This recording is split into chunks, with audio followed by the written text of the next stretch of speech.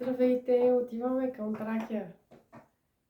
Как тази красота да не я споделиме и танцовално?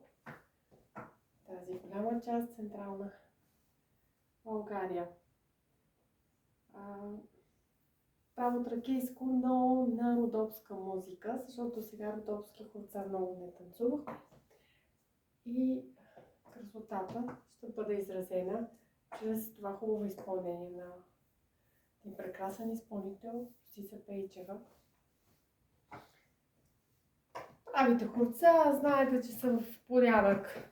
Раз, два, три, четири, пет, шест или класиката. Десен ляв, десен ляв, предесен ляв, десен. Раз, два, пристъпваш отзад, раз, два, спусъче. Класическото право хоро, което се танцува навсякъде. Раз, два, по всички сватби български. Магията на правото хоро. На жеравно около огъня по 3 часа танцуваме, докато не изгори последния пламък. А и има цели трудове за тази магия на това хоро. Как живата верига на хората, които се хващат и се оставя дадена вода, която замръзва и кристалите са в чудна форми, причудливи форми, различни от това да не са събрани, да не е събрана енергията на всичките танцуващи. Така, започваме хорцето. Ще го покажа по един доста популярен метод, който се изпълнява, иначе и друг бих могла в момента.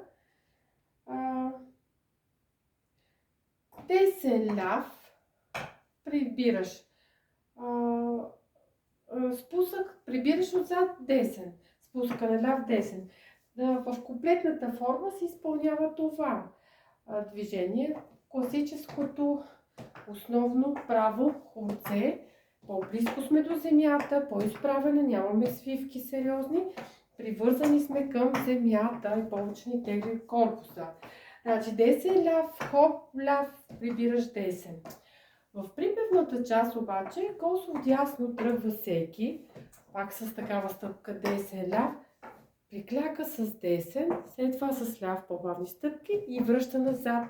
Точно назад като един правоъгълен триъгълник. Раз, два, десен, ляв. И отново десен, ляв, десен, ляв, десен, ляв, десен, ляв. Прикляка. Раз, два, бърза, бавна, бавна.